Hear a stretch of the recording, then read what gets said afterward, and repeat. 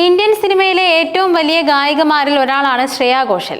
യഥാർത്ഥ pan Indian ഗായിക എന്ന വിളിപ്പേര് സ്വന്തമായുള്ള കലാകാരി കൂടിയാണ് അവർ. ഇന്ത്യയിലെ ഒട്ടുമിക്ക എല്ലാ ഭാഷകളിലും അവർ ഗാനങ്ങൾ ആലപിച്ചിട്ടുണ്ട്. പൊതുവെ കാര്യമായ വിവാദങ്ങളിലൊന്നും ചെന്നുപെടാത്ത താരങ്ങളിൽ ഒരാൾ കൂടിയായിരുന്നു ശ്രേയ ഘോഷൽ. ചെറുപ്രായം മുതൽ തന്നെ സിനിമയിൽ സജീവമായിരുന്നു ശ്രേയ.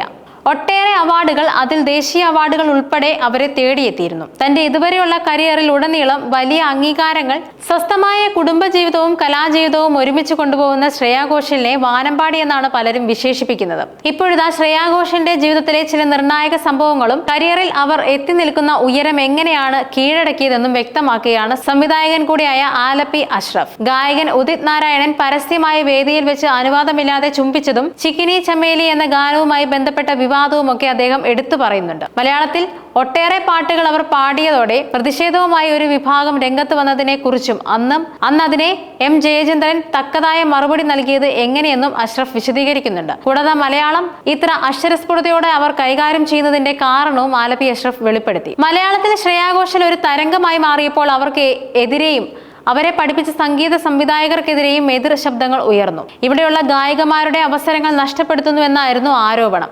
ഇതിന് സംഗീത സംവിധായകൻ എം ജയചന്ദ്രൻ ഉചിതമായ മറുപടി തന്നെ നൽകിയിരുന്നു. അദ്ദേഹം പറയുന്നു, നമ്മുടെ ചിത്രചേച്ചി തമിഴ്നാട്ടിൽ പോയി 100 കണക്കിന് പാട്ടുകൾ പാടുന്നു, ദേശീയ അവാർഡ് വരെ നേടുന്നു, ആരും ഒരു പരാതിയും പറയുന്നില്ല. മലയാളത്തിൽ പാടിയ അന്യഭാഷാ ഗായികമാരുടെ ഒരു പട്ടിക തന്നെ എം ജയചന്ദ്രൻ എടുത്തിട്ടു. അവരൊക്കെ പാടിയപ്പോൾ ആർക്കും പരാതിയില്ലല്ലോ. അവരെയൊക്കെ കൊണ്ട് പാടിച്ച സംഗീത സംവിധായകരായ ദേവരാജൻ മാസ്റ്ററെയും രാഘവൻ മാസ്റ്ററെയും ദക്ഷിണാമൂർത്തി സ്വാമിയെയും ആരും കുറ്റപ്പെടുത്തിയിട്ടില്ല. ശ്രേയ ഘോഷൽ മലയാളം പാട്ട് പാടാനായി വരികൾ പഠിക്കാൻ എഴുതിയെടുക്കുന്നത് ദേവനാഗരി ലിപിയിലാണ്. ഭാഷ ഏതായാലും ശ്രേയയ്ക്ക് എളുപ്പത്തിൽ അത് പഠിക്കാൻ കഴിയുന്നത് ഈ സാംശീകരണത്തിലൂടെയാണ്. കത്രീന കൈഫ് മാദക നൃത്തമാടിയ ചിക്കിനി ചമേലി എന്ന ഗാനം വലിയ വിവാദങ്ങൾക്ക് വഴിയൊരുക്കിയിരുന്നു. അതിലെ വരികൾ സ്ത്രീ വിരുദ്ധമാണെന്നുമായിരുന്നു ആരോപണം. പിന്നീട് അത് പാടിയത് തെറ്റായി പോയെന്ന് ശ്രേയ ഘോഷൽ തന്നെ സമ്മതിച്ചിരുന്നു.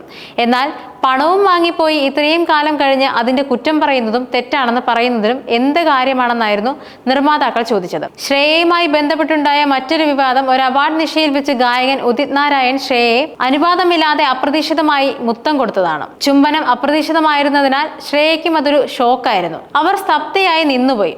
വീഡിയോ വൈറലായതോടെ ഉദിത്തിനെതിരെ വിമർശനം ഉയർന്നു. മുമ്പ് സമാനമായ രീതിയിൽ സെൽഫി എടുക്കാൻ വന്ന പെൺകുട്ടിയോടും കരിഷ്മ കപൂറിനോടും മറ്റും പലരോടും ഇത്തരം വഷളത്തരങ്ങൾ കാട്ടിയിട്ടുണ്ട് ഉദിത് നാരായണൻ.